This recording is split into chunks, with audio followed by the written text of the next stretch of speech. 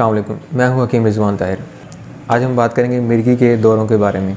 Video में आगे बढ़ने से पहले आप हमारे चैनल को सब्सक्राइब कर लें, वीडियो को लाइक करें और शेयर करें। अगर आप हमें फेसबुक पे मुलाहिज़ा फरमा रहे हैं तो हमारे पेज को फॉलो कर लें। तो मिर्गी के दौरे जो होते हैं ये चूँकि असाबी मिजाज में पाए जाते हैं, मतलब ऐसा मिजाज जिसमें रतूबात ज़्यादा होती हैं। आप मेरे चैनल को जब भी स्क्रॉलिंग करेंगे इसकी वीडियोस के बारे में तो आपको ये चीज़ नज़र आएगी कि जो भी बीमारियां मैंने आपको बताई हैं उनका साथ मिजाज भी आपको बताया है।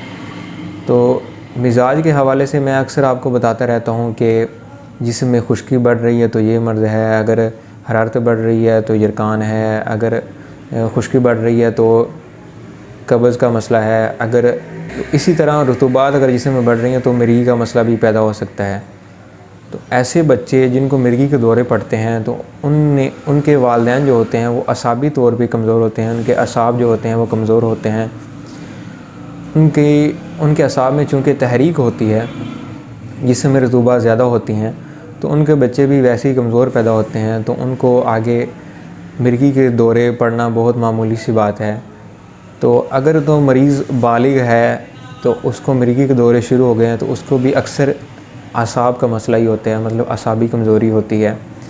तो असाबी कमज़ोरी के लिहाज से अगर कोई भी असाबी कमज़ोरी जो है इसका इलाज आप इलाज बिल-ग़ज़ा के साथ करना चाहते हैं, क्योंकि इलाज बिल-ग़ज़ा जो है वो बहुत आसान और तशख़ीस के मुताबिक अगर हो तो बहुत जल्द फ़ायदा देता है। तो आने वाले दौर में इंशाअल्लाह हकीम और डॉक्टर हज़रात जो हैं ये आपको सिर्फ़ इलाज बिल-ग़ज़ा के बारे में ही आगाह किया करेंगे इंशाअल्लाह, और जो अद्वियात का इस्तेमाल है वो कम से कम होता जाएगा और ना होने के बराबर होगा। तो इसी तरह मैं आपको बता रहा हूँ कि मिर्गी के जो मरीज़ हैं इसका इलाज बिल-ग़ज़ा, इसमें दो चीज़ें जो मैं अपनी गुज़श्ता 2 वीडियोज़ में बयान कर चुका हूँ जिनके ख़वास और फ़वाइद।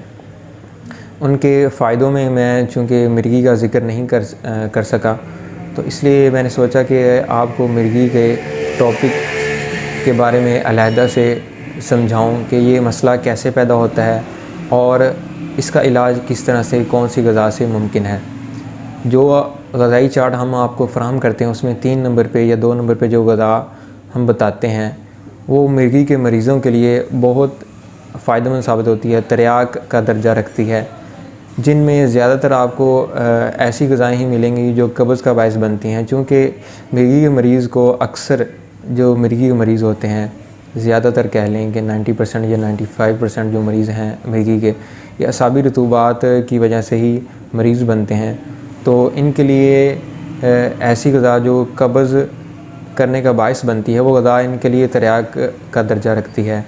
गुज़श्ता वीडियोज़ में मैंने आपको 2 चीज़ों के बारे में बताया, जैसे कि छुआरा और चने। ये दोनों जो हैं इनका सफ़ूफ़ अलहदा आप मतलब इनमें से किसी एक चीज़ का सफ़ूफ़ आप मिर्गी के दौरे के लिए मुसलसल इस्तेमाल कर सकते हैं। इसकी मिक़दार जो है वो अगर तो छोटे बच्चे हैं उनको आप 1 माशा या आधा माशा इतना सुबह दोपहर शाम खिला सकते हैं, चने का पाउडर या फिर छुआरे का पाउडर। और अगर तो मरीज़ बालिग है या 12 साल से लेकर 18 साल या इससे ज़्यादा उसकी उम्र है तो उसको आप 1 माशा से 3 माशा तक इसका इस्तेमाल एक वक्त में करवा सकते हैं।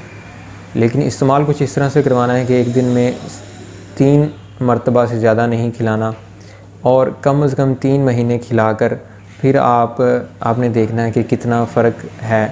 क्योंकि कुछ मरीज़ ऐसे भी हैं जो हमसे रब्ता करते हैं, कहते हैं कि जी हमने आपकी बताई हुई ग़ज़ा पे अमल किया है, हमें 20 दिन हो गए हैं, 15 दिन हो गए हैं, लेकिन कुछ ख़ास फ़र्क नहीं पड़ा।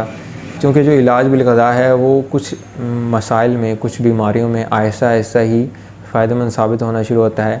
इसलिए आपने मुस्तकिल मिजाजी से इन चीज़ों का इस्तेमाल करना है, फिर ही आपने किसी नतीजे पे पहुंचना है।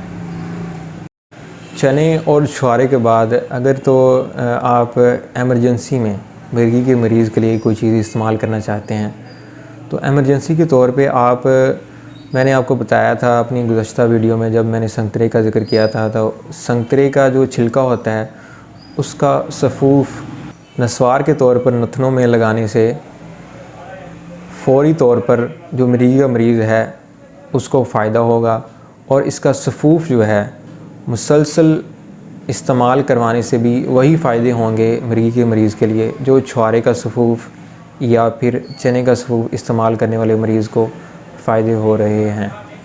لہذا آپ ہمارے مشورے سے مستفید ہو کر ہماری ویڈیو کو دوسرے لوگوں تک پہنچائیں، ان کے لیے بھی فائدے کا باعث ہو۔